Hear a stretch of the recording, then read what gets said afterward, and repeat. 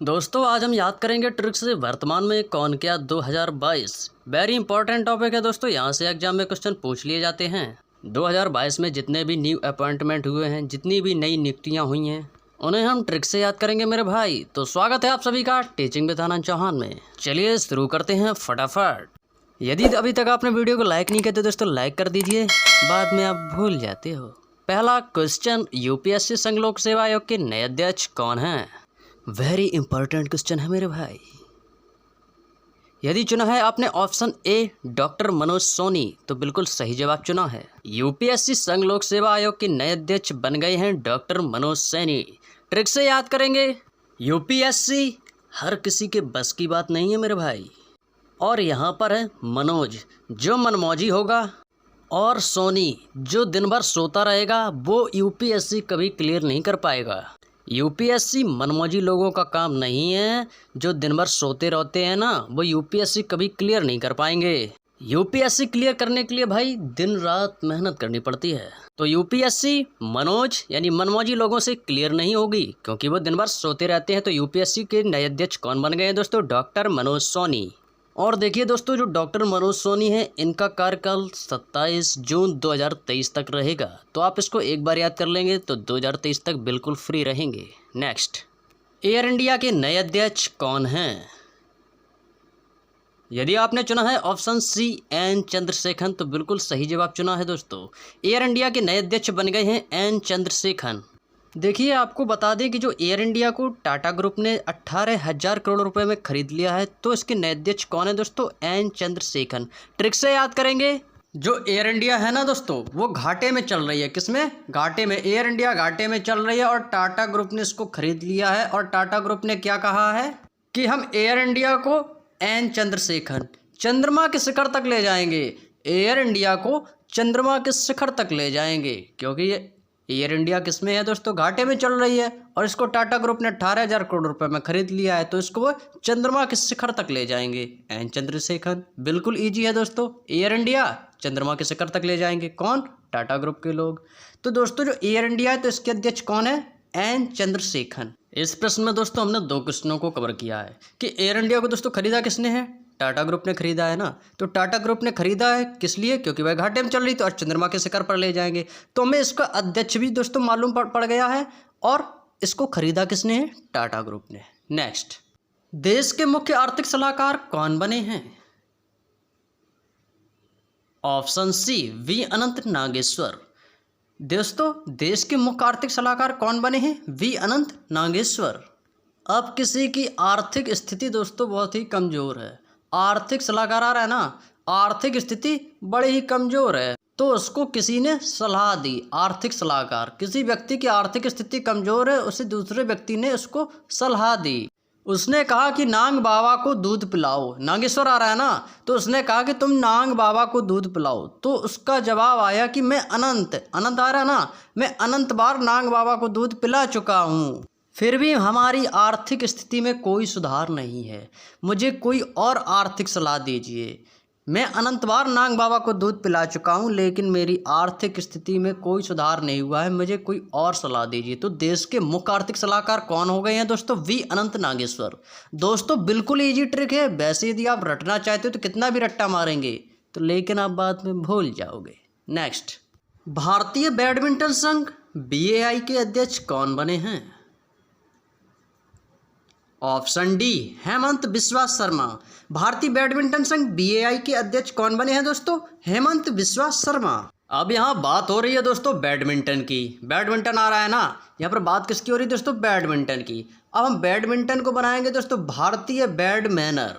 भारतीय लोग बैडमैनर किसे किसे मानते हैं? हेमंत जो हिम्मत तोड़ दे, बिस्वा जो विश्वास तोड़ दे, शर्मा जिसे शर्म लोक लिहाज ना हो, यानी जो हिम्मत तोड़ दे, विश्वास तोड़ दे और जिसे लोक लिहाज शर्म ना हो। हेमंत बिस्वा शर्मा। तो भारतीय बैडमिंटन संघ BAI के अध्यक्ष कौन है दोस्तों? हेमंत बिस्वा शर्मा। भैया बिल्कुल ईजी है दोस्तों। हेमंत आ रहा है ना, जो हिम्मत भैया तोड़ दे और विश्वास जो विश्वासघात कर दे, शर्मा जिसे शर्म ना हो, वो भैया भारतीय बैडमिंटनर्स हैं। तो भारतीय बैडमिंटन के अध्यक्ष कौन है? हेमंत बिस्वा शर्मा। देखिए आपको बता दें कि जो हेमंत बिस्वा शर्मा हैं ये वर्ष 2017 से अध्यक्ष हैं और इन्हें दोबारा 4 वर्ष के लिए निर्विरोध अध्यक्ष चुन लिया गया है। Next, HPCL Hindustan petroleum corporation के नए अध्यक्ष कौन बने हैं? वेरी इंपॉर्टेंट क्वेश्चन है मेरे भाई। यदि आपने चुना है ऑप्शन ए पुष्प कुमार जोशी तो बिल्कुल सही जवाब चुना है। HPCL यानी हिंदुस्तान पेट्रोलियम कॉरपोरेशन के नए अध्यक्ष बन गए हैं दोस्तों पुष्प कुमार जोशी। अब हम ट्रिक से याद करेंगे। अब यहाँ बात हो रही है दोस्तों हिंदुस्तान पेट्रोलियम की। अब हिंदुस्तान में पेट्रोल के दाम दोस्तों आसमान छू रहे हैं, पेट्रोल के दाम हिंदुस्तान में आसमान छू रहे हैं। तो मैं तो यही कहूँगा भाई कि यदि हिंदुस्तान में सरकार पेट्रोल के दाम अगर कम कर देना तो मैं उन पर पुष्प वर्षा करूँगा पूरे जोश के साथ। पुष्प कुमार जोशी आ रहा है ना, तो मैं उनके ऊपर पुष्पों की वर्षा करूँगा पूरे जोश के साथ यदि वो हिंदुस्तान में पेट्रोल के दाम कम कर दे। और वर्षा तभी होगी भाई जब हिंदुस्तान में पेट्रोल के दाम कम हो जाएंगे, तभी पुष्पों की वर्षा होगी।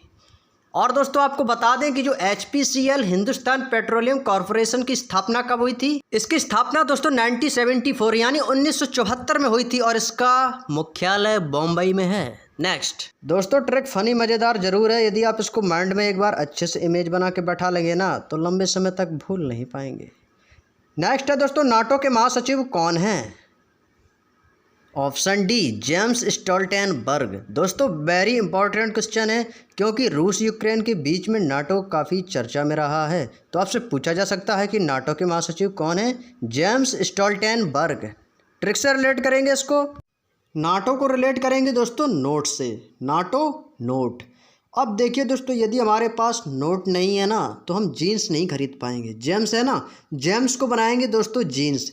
यदि हमारे पास नोट नहीं है तो हम जीन्स नहीं खरीद सकते। स्टोल को बनाएंगे स्टोर, और ना ही हम स्टोर से बर्ग यानी बर्गर भी नहीं खरीद सकते यदि हमारे पास नोट नहीं है। यदि नोट नहीं है तो हम जीन्स नहीं खरीद सकते और बर्गर भी नहीं खरीद सकते।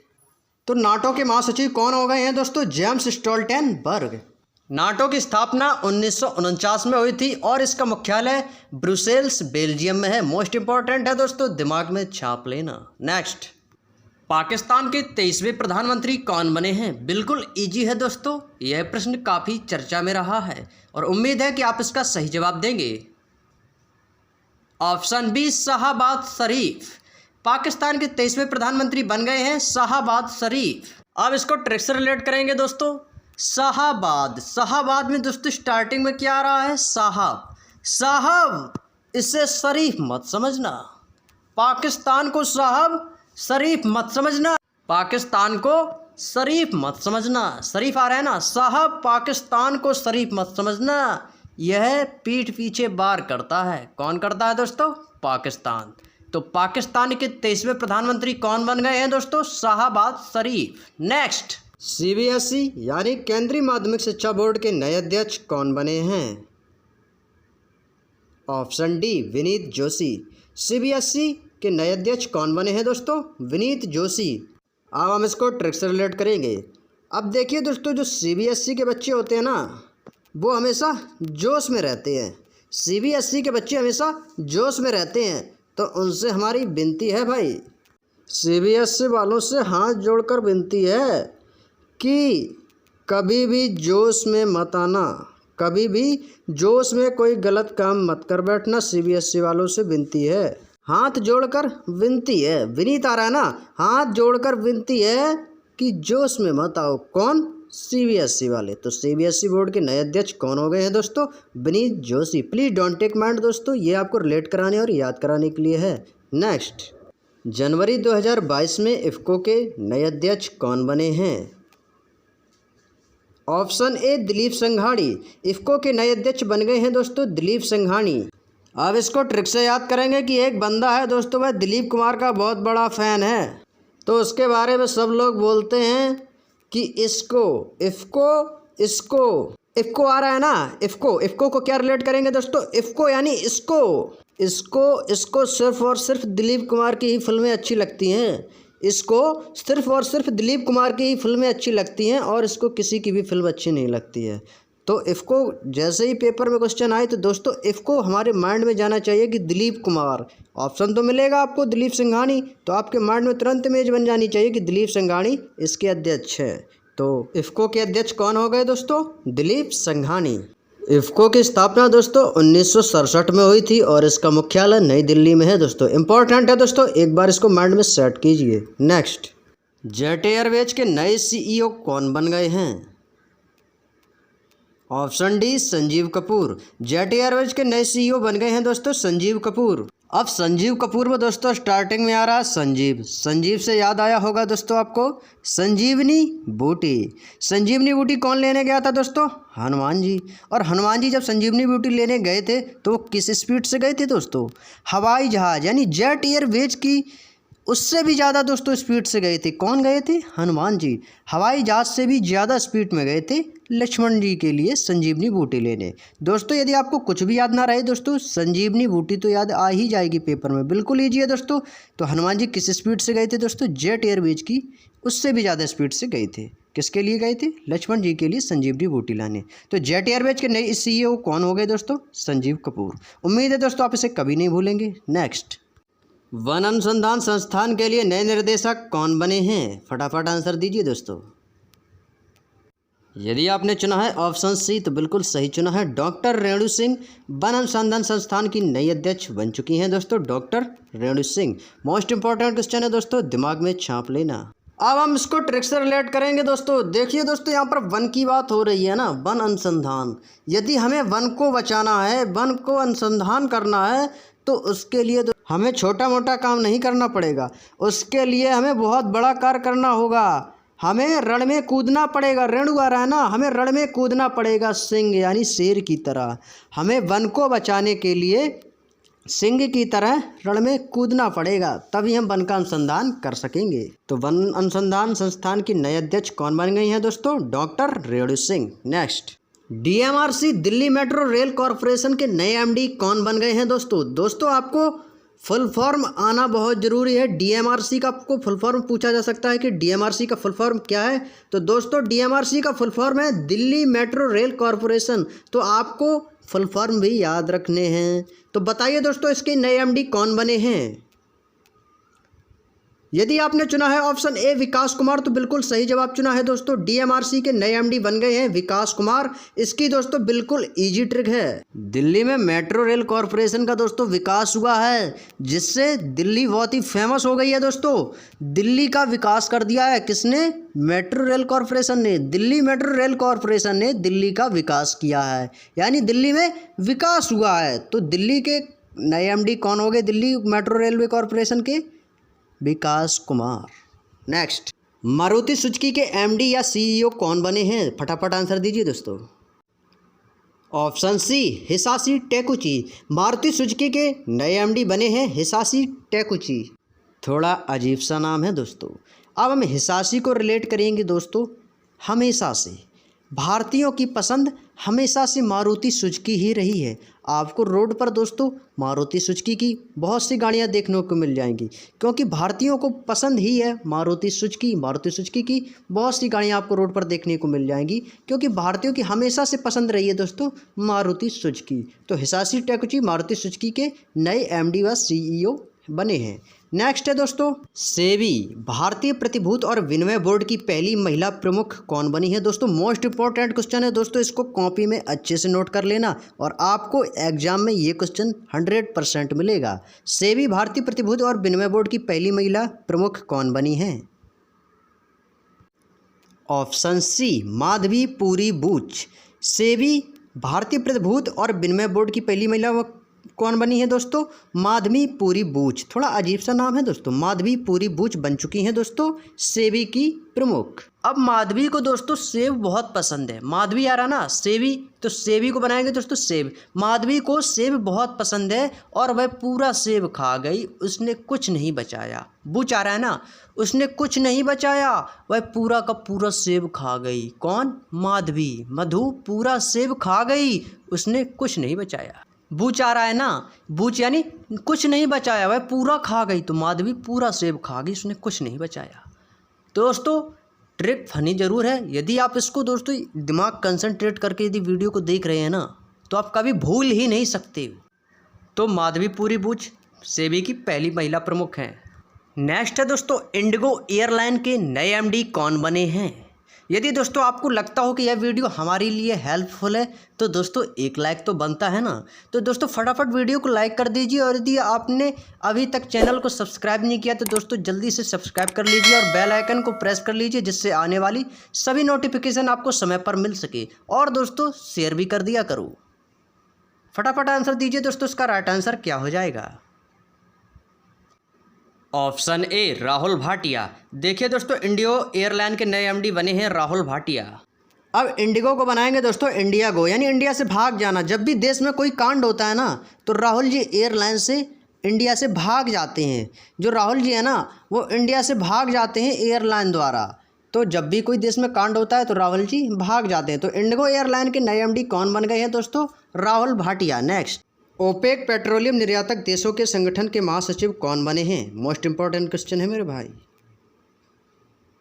Option A Haitham Al Ghais. OPEC petroleum निर्यातक देश के महासचिव कौन बने हैं दोस्तों? हैथम अलघैस। अब हम इसको ट्रिक से रिलेट करेंगे दोस्तों। हैथम को बनाएंगे दोस्तों है दम, तुझ में है दम तो आके मुझसे लड़। यदि तुझ में दम है ना, है दम यानी है दम तुझ में तो आके मुझसे लड़। वरना ओपेक यानी ओपेक, वरना तू पैक कर ले अपना बोरी बिस्तरा। ओपेक यानी ओ पैक कर ले तू अपना बोरी बिस्तरा, तू अपना बोरी बिस्तरा पैक कर ले। यदि तुझ में दम है ना तो आके मुझसे लड़। तो ओपेक के महासचिव कौन हुए दोस्तों? हैथम अलघैस। दोस्तों इसकी स्थापना 1960 में हुई थी। दोस्तों इसका मुख्यालय मोस्ट इंपॉर्टेंट है दोस्तों, काफ़ी बार एग्जाम में आया है कि ओपेक का मुख्यालय कहाँ है। तो ओपेक का मुख्यालय दोस्तों माइंड में छाप लेना, ओपेक का मुख्यालय वियना ऑस्ट्रिया में है। इसकी स्थापना 1960 में हुई थी तथा इसका मुख्यालय वियना ऑस्ट्रिया में है। नेक्स्ट, अंतर्राष्ट्रीय श्रम संगठन के 11वें नए महानिदेशक कौन बने हैं? Option C Gilbert Houngbo. Gilbert Houngbo अंतर्राष्ट्रीय श्रम संगठन के 11वें नए महानिदेशक बने हैं। इन्होंने किसका स्थान लिया है दोस्तों? गाय राइडर का। तो गाय राइडर दोस्तों 10वें महानिदेशक हैं और 11वें हैं गिलबर्ट हांगवो। गिलबर्ट हांगवो से पहले थे गाय राइडर, लेकिन अब हैं गिलबर्ट हांगवो। यहाँ बात हो रही है दोस्तों श्रम की, श्रम यानी मेहनत की। अब दोस्तों गिलबर्ट को बनाएंगे दोस्तों गिरगिट। अब भैया जो गिरगिट की तरह रंग बदलते हैं ना, आज मेरे पेट में दर्द हो रहा है, आज मेरे सिर में दर्द हो रहा है, आज मुझे बुखार आ रहा है ना, जो मतलब गिरगिट की तरह रंग बदलते हैं ना, कामचोर लोग, कामचोर होते हैं ना, काम के लिए बहाना बनाते रहते हैं।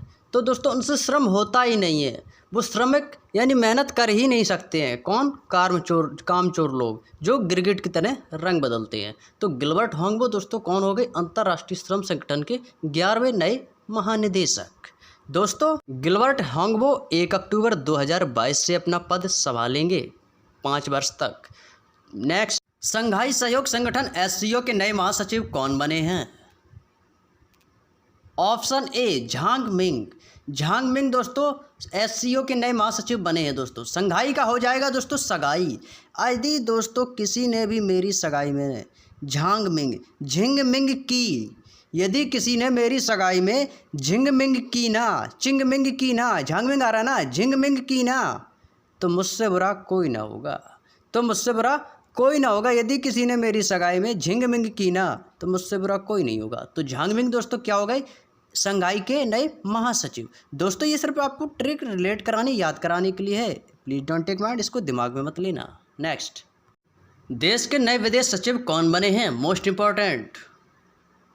ऑप्शन सी विनय मोहन क्वात्रा। विनय मोहन क्वात्रा देश के नए विदेश सचिव बने हैं। नेक्स्ट, भारत के 29वें थल सेनाध्यक्ष कौन बने हैं? Most important. दोस्तों यह प्रश्न बिल्कुल इजी है, उम्मीद है दोस्तों आप इसका सही जवाब देंगे। तो इस प्यारे से क्वेश्चन का आंसर दोस्तों आप कमेंट बॉक्स में देंगे। और मैं आपको बता दूं कि इसके 28वें थल सेनाध्यक्ष कौन थे? मनोज मुकुंद नरवणे। अब उनकी जगह कौन बने हैं दोस्तों? इसका जवाब आपको कमेंट बॉक्स में बताना है कि भारत के 29वें थल सेनाध्यक्ष कौन बने हैं। और उम्मीद है दोस्तों आप इसका सही जवाब देंगे। नेक्स्ट, पंजाब नेशनल बैंक के नए एमडी व सीईओ कौन हैं? दोस्तों 2022 करंट अफेयर्स में जितने भी महत्वपूर्ण टॉपिक हैं दोस्तों, हम उनको ट्रिक से याद करेंगे। आप इसकी टेंशन बिल्कुल मत लेना। तो फटाफट आंसर दीजिए दोस्तों, इसका राइट आंसर क्या हो जाएगा? Option B Atul Kumar Goyal. Atul Kumar Goyal Punjab national bank के नए एमडी व सीईओ बने हैं। अब अतुल का हो जाएगा दोस्तों आतुल, आतुर, या बना सकते हैं दोस्तों व्याकुल। यानी पंजाब में लास्ट में आ रहा है दोस्तों जॉब, यानी मैं जॉब पाने के लिए आतुर हूँ, यानी व्याकुल हूँ, आतुल हूँ। यदि मुझे पंजाब नेशनल बैंक में ही जॉब मिल जाए ना तो बहुत ही अच्छी बात है भाई। जॉब मिल जाए ना तो इसके लिए मैं आतुल हूँ, यानी व्याकुल हूँ भाई, आतुर हूँ पंजाब नेशनल बैंक में जॉब करने के लिए। तो अतुल कुमार गोयल दोस्तों पंजाब नेशनल बैंक के नए एमडी व सीईओ बन गए हैं। नेक्स्ट, अंतर्राष्ट्रीय ओलंपिक समिति एथलीट आयोग के अध्यक्ष कौन बने हैं? यहाँ पर बात हो रही है दोस्तों एथलीट आयोग की। ऑप्शन ए अम्मा टेरहो। अम्मा टेरहो दोस्तों अंतर्राष्ट्रीय ओलंपिक समिति के अध्यक्ष बने हैं।